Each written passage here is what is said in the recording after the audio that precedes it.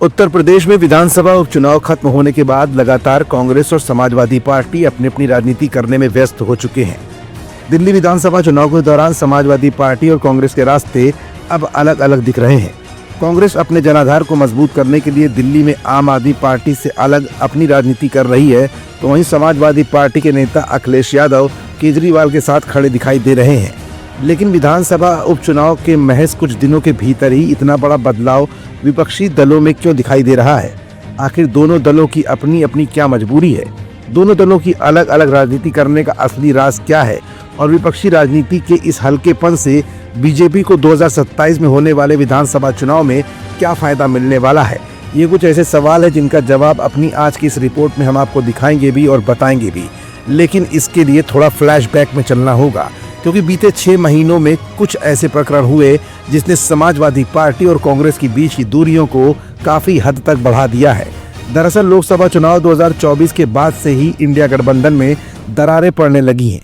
UP में सपा और कांग्रेस ने मिलकर चुनाव लड़ा और बीजेपी की हवा निकाल दी थी। लेकिन लोकसभा चुनाव के 6 महीने के बाद ही क्षेत्रीय पार्टियों और कांग्रेस के बीच तनातनी बढ़ती जा रही है। कांग्रेस और सपा के रिश्ते बिगड़ते से जा रहे हैं। पहले उपचुनाव में सीट शेयरिंग को लेकर विवाद हुआ और उसके बाद महाराष्ट्र, हरियाणा और झारखंड विधानसभा चुनाव को लेकर सीट शेयरिंग की पशोपेश की स्थिति बनी रही। कांग्रेस के सपा और आरजेडी से रिश्ते खराब होते जा रहे हैं, ऐसे बयानों से भी नजर आने लगा है। संसद में अखिलेश यादव ने तंज भरे शब्दों में कांग्रेस को थैंक यू कहना, इसके बाद रामगोपाल यादव का राहुल गांधी के दौरे को फॉर्मेलिटी बताना, विपक्ष की आगे की सीट में से अवधेश प्रसाद की सीट को पीछे करना, ये कुछ ऐसे विवाद हुए जो ये बता रहे हैं कि इंडिया गठबंधन में सब कुछ ठीक नहीं चल रहा है। राजनीतिक जानकारों की माने तो विपक्षी पार्टियों को लगता है कि विधानसभा चुनाव में क्षेत्रीय दल कांग्रेस को छोटे भाई की भूमिका में रखना चाहते हैं। इसके साथ ही कम से कम सीटें भी शेयर करना चाहते हैं ताकि उन्हें नुकसान कम हो। वहीं कांग्रेस चाहती है कि जो भूमिका उसकी लोकसभा में रहती है वही विधानसभा में भी बनी रहे, या कम से कम उसके बराबर बनी रहे। फिलहाल समाजवादी पार्टी और कांग्रेस के बीच बढ़ती दूरियों का खामियाजा कहीं न कहीं विपक्षी गठबंधन इंडिया को ही उठाना पड़ रहा है। शायद यही वजह है कि दिल्ली विधानसभा उपचुनाव में दोनों ही पार्टियों की दूरियां अब बढ़ती जा रही हैं। अब ऐसे में इन दूरियों का फायदा निश्चित तौर पर 2027 के चुनाव में बीजेपी को होता दिख रहा है।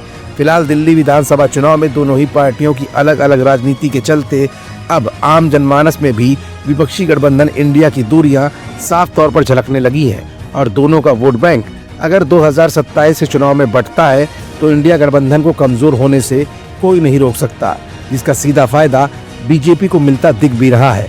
शायद यही वजह है कि दोनों ही दलों की आपसी रार के चलते विधानसभा उपचुनाव में इतने बेहतर रिजल्ट्स विपक्षी गठबंधन इंडिया को नहीं मिल पाए और भाजपा के साथ भाजपा के ही गठबंधन दलों की 7 सीटें जीतकर भाजपा ने विपक्षी गठबंधन इंडिया को संभलने के संदेश दिए हैं।